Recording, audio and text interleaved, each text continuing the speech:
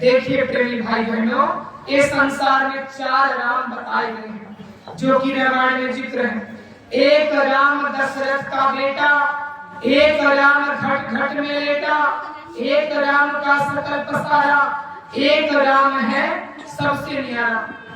एक और राम है जो अयोध्या के वासी हुए, जिनका वनवास हुआ, जिनका रावण से युद्ध हुआ। एक और राम है, और एक राम है घट घट में लेटे, यानी कि घट घट में क्या लेटी है?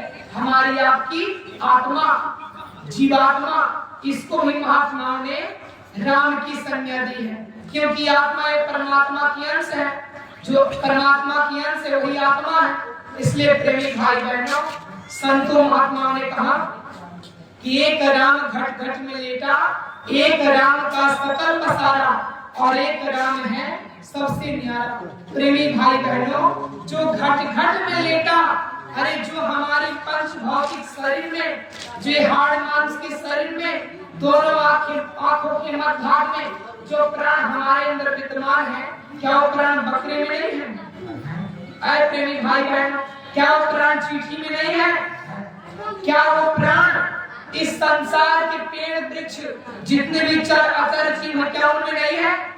अरे प्रेमी भाई बहनों, तो कहने का मतलब है उनकी हत्या यानी कि ईश्वर की हत्या। इसलिए प्यारे भाई बहनों, हम लोगों को समझना चाहिए, एक राम दशरथ का बेटा, एक राम घट घट में लेटा, एक राम का सकल पसारा।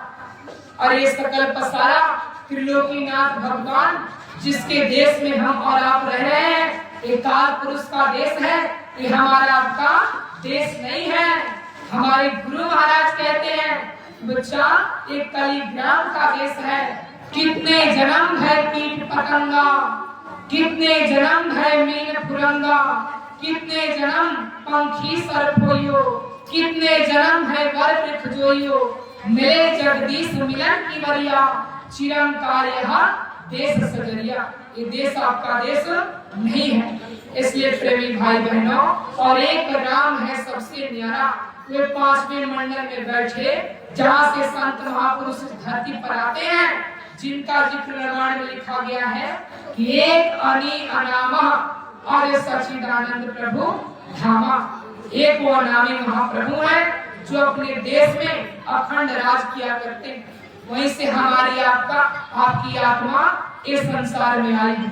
इसलिए प्रेमी भाई बहनों, मांसाहार को छोड़ करके शाकाहार के रास्ते को अपना करके और जीते जी मालिक की सच्ची भक्ति करके अपनी जीवात्मा को जन्म मरण से बचाओ, ताकि ये जीवात्मा का उद्धार हो जाए। नहीं तो एक घोर नरक 84 में जाने वाली है।